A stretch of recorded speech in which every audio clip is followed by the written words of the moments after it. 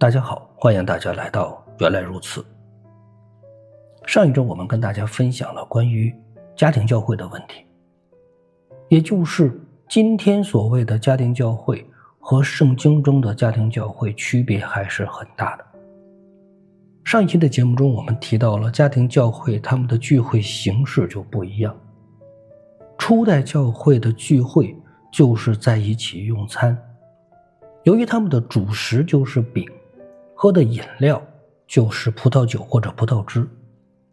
所以他們每一餐都和耶穌的最後的晚餐非常的相似，所以他們聚會的時候就可以在一起擘餅紀念主，所以他們的每次聚會都是在一起用餐，而每一餐都是他們的聖餐主日，這是今天教會很難做到的。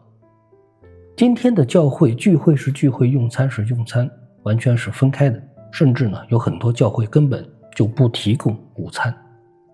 而基督教在經過2000年左右的發展之後，變成了今天的這個樣子，變成了一種程序化模式化的聚會形式。所以如果想回到初代教会的這種形式，需要的改变是很多的。而今天大家的飲食更豐富了，所以在用餐的时候聚会會有一定的困難，特別是華人基督徒，很多人沒有辦法把吃飯和聚會聯繫在一起，他們覺得聚會都是很神聖的，很正式的，所以把聚會放在餐桌上他們會覺得怪怪的。但是這是不是我們回到初代教會以及回到家庭教會模式最大的障礙呢？我覺得這並不是一個根本性的問題。今天我們同樣可以把聚會跟餐食分開。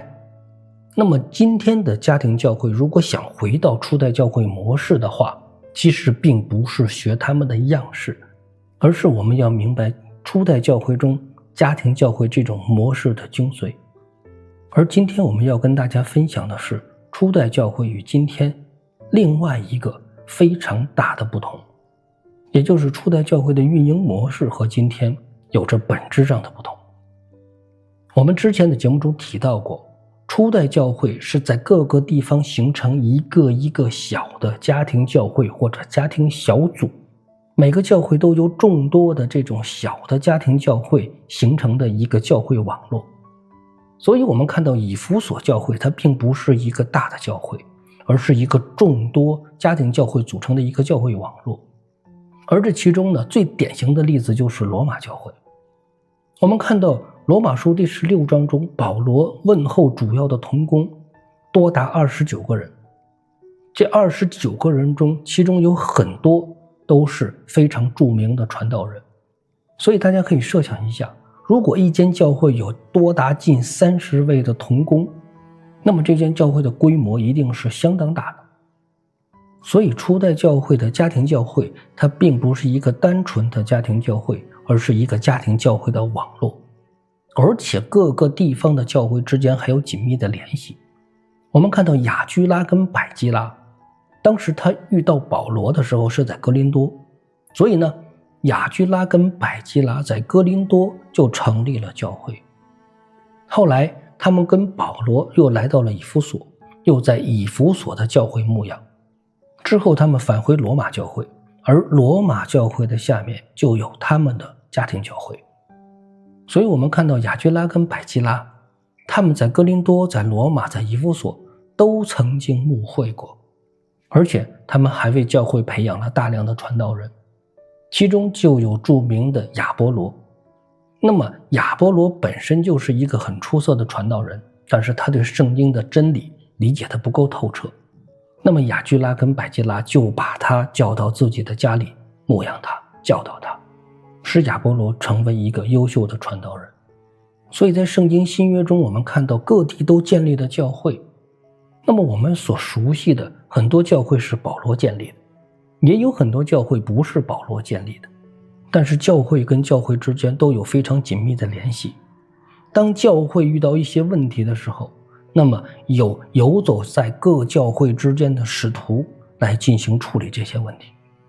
如果在使徒這一層不能處理掉的問題出現的話，那麼他們就會把這些問題帶回耶路撒冷，由耶路撒冷的使徒跟長老團進行仲裁。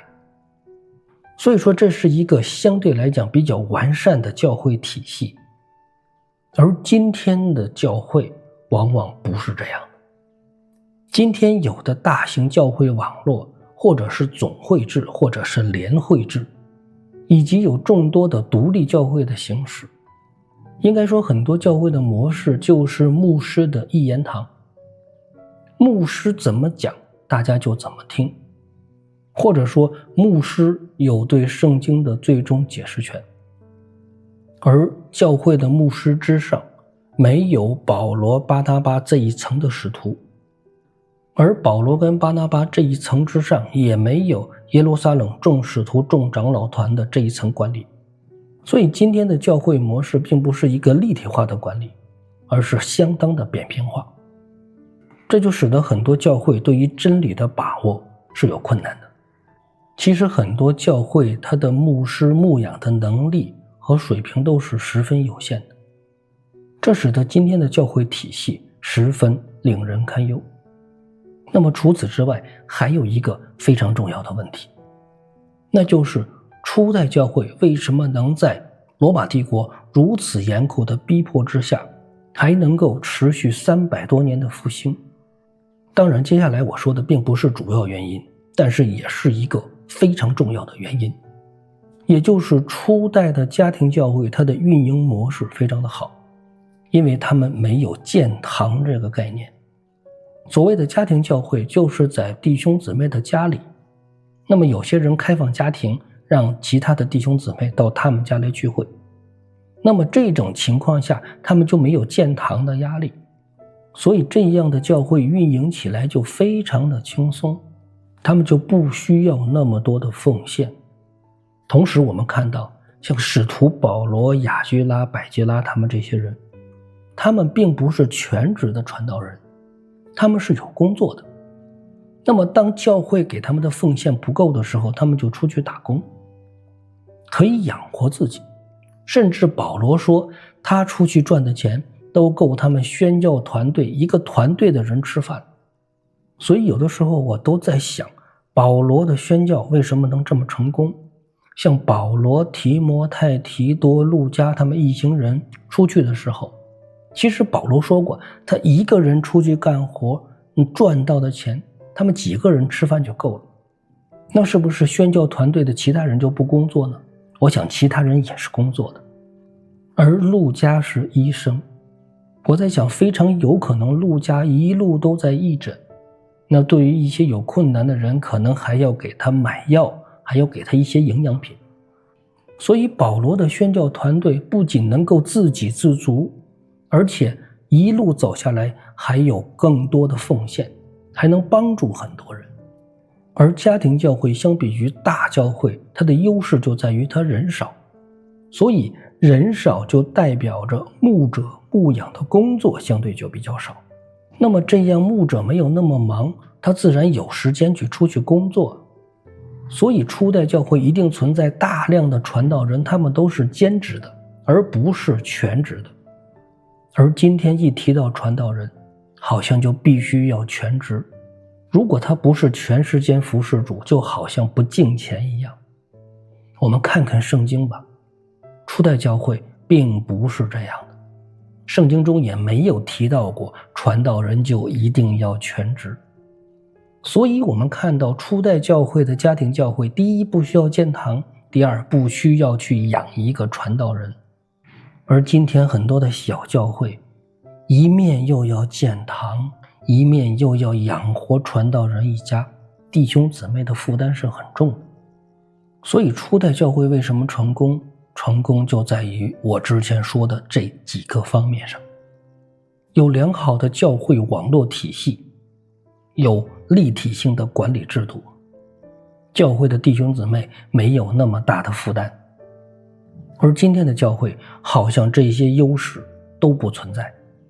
牧者如果不是全時間，那就是不夠敬虔；弟兄姊妹不奉獻，那就是不愛主。那是不是教會就不應該建堂，牧師就不應該全職呢？也不是這個道理。